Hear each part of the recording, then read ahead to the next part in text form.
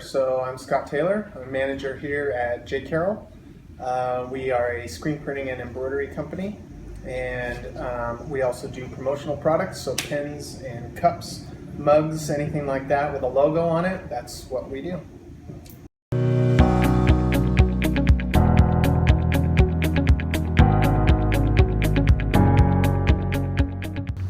The most important characteristics that I'm looking for when hiring people are to see that somebody is genuine, they're coming off real, and I don't get a sense that somebody's putting on a face. I want to be able to talk to somebody and understand I'm talking to the real person, and not be kind of wondering where this person's head's at or what they've got going on behind the scenes. Honesty too, just somebody who, if they present a resume or a cover letter of some kind that describes certain things, and then in conversation those don't necessarily jive, that's a big red flag, And so I would advise people not to really embellish, not to try to make things seem any different than they really are, because I think most of the time people can see right through that.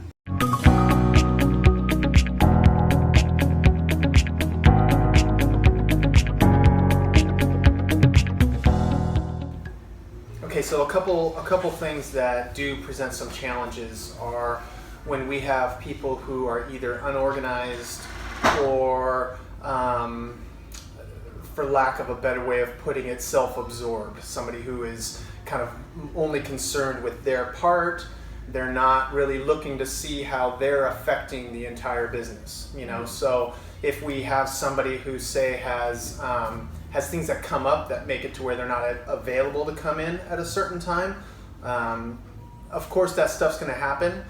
But if somebody is aware of the circumstances and how that affects all their coworkers and everyone else around them, then we're better off having somebody who's going to have an appreciation for everything that goes on around them, as opposed to someone who's just going to, either, I've got, an errand to run, or I've got something like that you need to take care of. That kind of makes it hard for us who are scheduling work and who are committing to deadlines with clients and things like that, if all of our staff aren't kind of on board as a team, looking to make sure everything continues to flow and run the way that it's supposed to.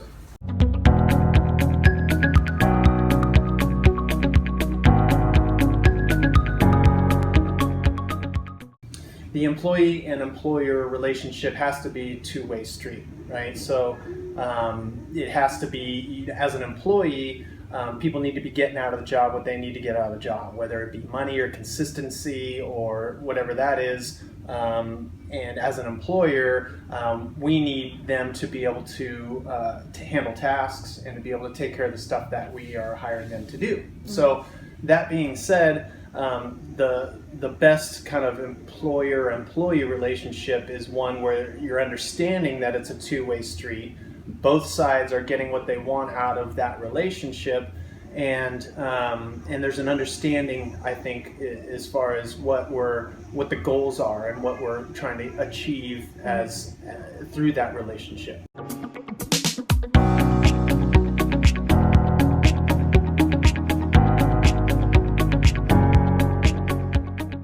My growth, I think, has been a lot to do with just getting used to a lot of different personalities, so you have to cater to different people in a different way. Some people obviously are going to benefit from being a little bit more straightforward in the approach.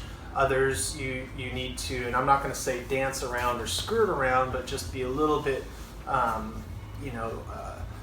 you're just going to treat them differently in a way, so I guess getting used to different types of personalities, getting used to and learning to expect those kind of things that come out of left field, maybe those things that you don't really plan or expect, that just pop in. I've gained a lot of experience just in dealing with a lot of different types of people.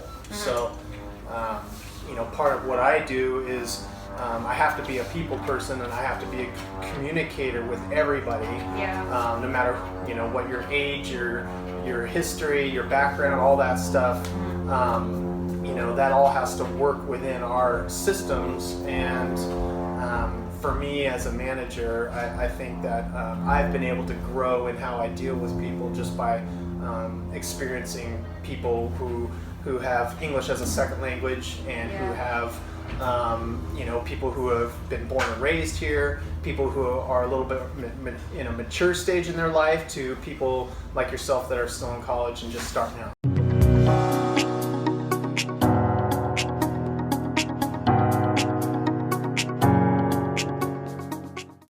So the typical issues that we can come across with employees, I think, is when employees start to stray off track, I guess, and whether it's in your job description to be at a desk all day, or if it's in your job description to be on your feet and working in production, everything we do for a reason, and so it's a constant challenge just to kind of keep people's focus in the right direction.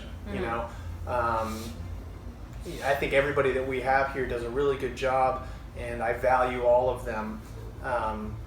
And the challenge, I think, continues to just be to sort of remind people of what the end goal is, and to constantly teach and train as we go. Yeah. Mistakes will happen, it's inherent, and it's what we do with those mistakes that kind of will either lead us to get better in the long run, or kind of lead us into a bunch of frustrations. So if when mistakes happen, if we can learn from them, if I can deal with a cooperative person who is going to appreciate some of the feedback and want to grow and want to get better themselves, then then we have an opportunity to continue to go. But that's been my challenge, is to of course, try to head those things off before they arise, but at the same time, when they do, to be able to talk about it with people in a way that will come out productive, and not just a slap on the wrist, or not just, oh, hey, good job, you haven't messed up. You know what I mean? You want to address issues, and you want to kind of keep people focused in the directions that they need to be focused in, and so that's something that I have to be mindful of and kind of continue to focus and work on, with our people.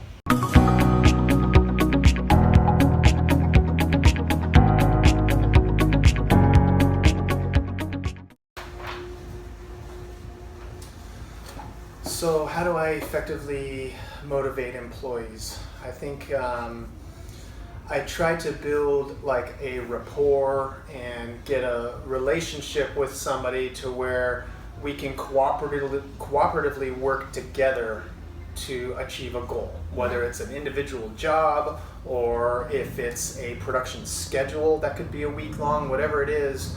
I want to set us up in a position to where we're working together and not just one person working because they're told to.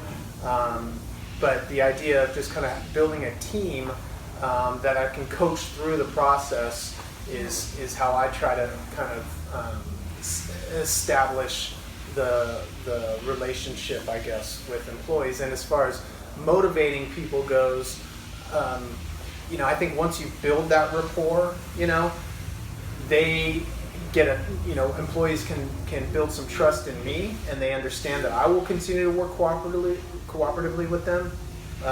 Then I feel like I can reasonably expect the same thing in return.